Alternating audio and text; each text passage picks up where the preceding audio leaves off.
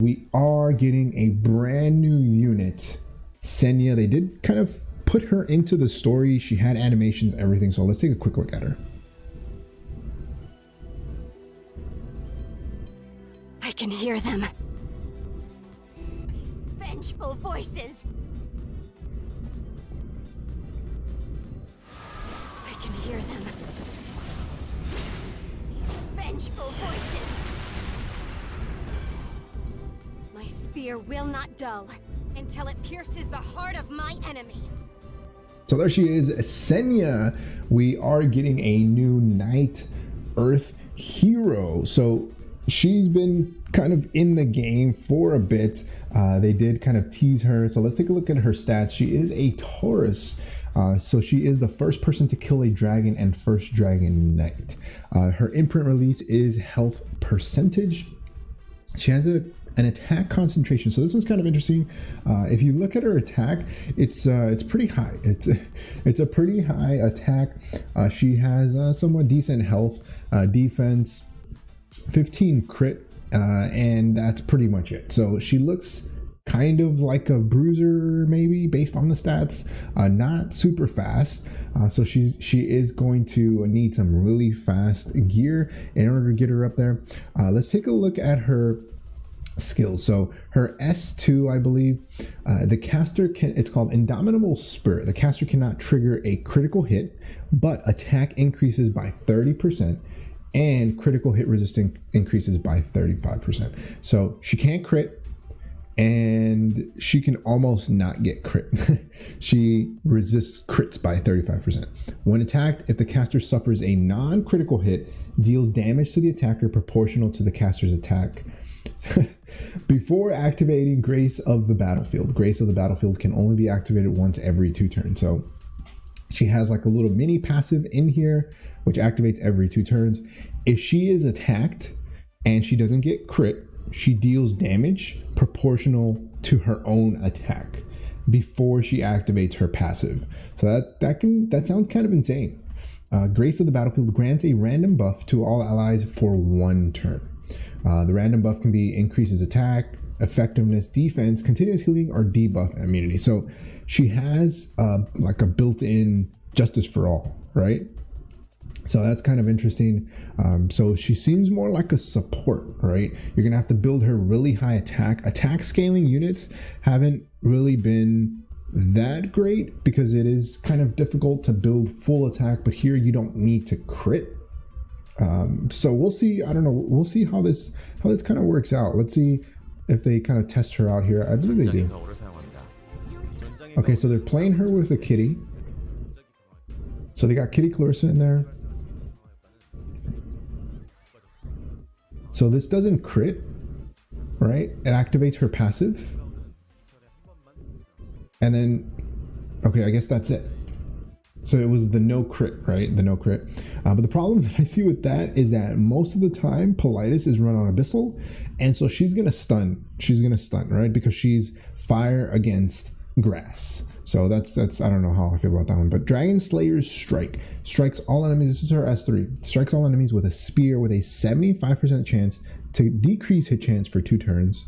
Adopts a counter attacking stance for 2 turns. So right away, you don't have to build her counter, right? Because she has a built-in counter buff. This is only for 2 turns though. And her S3 is on a 5-turn cooldown, -1. So that's 4-turn cooldown with the -1 Mola. If you soul burn this for 10 souls, her skill cooldown is increased by 2 turns.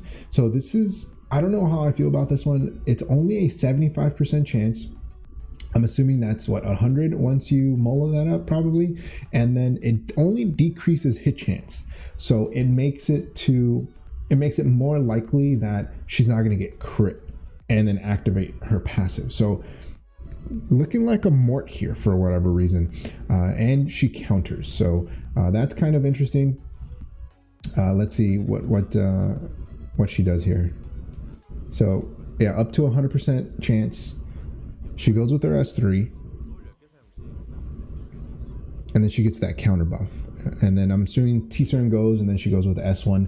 So Spear of Vengeance attacks the enemy with a spear with a 65% chance to provoke for 1 turn. When it's not the caster's turn, effect chance increases by 25%. So I guess you're kind of relying on that counter buff to go when it's not your turn, so that you can provoke them pretty much. Her kit overall, I don't know, 65%, that's what, 75? Is that a 75% chance? That's it? When it's, okay, so then it's 100% chance when it's not her turn. So that's actually pretty pog. 65% chance on just the S1. Let's see if they kind of show us countering. So they went with Kitty, and then they attack her, and then she counters. So pop and then immunity, right? But if you notice, the people that they're running her with is not a big damage team, right? And you gotta have some type of immunity here. Immunity, cleanse, and then anti-crit, which is helping her get her buffs in. So running a team around Senya, I don't know. And she's doing 3.8k there, depending on how they have her built. Let's see how much HP she had. I don't know if we can kind of see that. Maybe we can back up a little bit here. So she was at 16k HP, so not extremely tanky, since you're going to want to have as much attack as possible on her, since she does scale with attack. So that's something to kind of keep in mind about this unit. But we are getting a brand new artifact with her, Spear of a New Dawn. This, when you fully max it out, 5-star artifact, after using a basic skill, has a 100% chance to inflict additional damage to the target. Additional damage increases proportional to the caster's attack. So this is like Uberia's Tooth, right? Uberia's Tooth, but for knights. This can definitely work for her, especially since she scales off of attack. So that one is kind of interesting.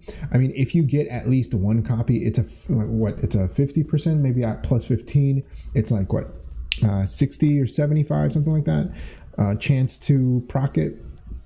But I don't know. I mean, it is a 5-star artifact, and I don't know how many people are actually going to be able to pull that. But let me know your thoughts on Senya in the comments section below. Will you be pulling for her? Are you excited to pull for her, or are you going to be saving? I really hope that her kit was a little bit better, maybe something in regards to controlling or supporting your units, so that they don't get controlled from all these control units that have been released. But that's going to be in the video. Hopefully you guys enjoyed it. Questions, comments, concerns, leave them in the comment section below. Like always, if you happen to enjoy the video, hit that like button. If you haven't subscribed, hey, think about subscribing. It really helps the channel grow and reach more people like you who like content like this. Like always, thanks for watching. I'll see you next time. Peace.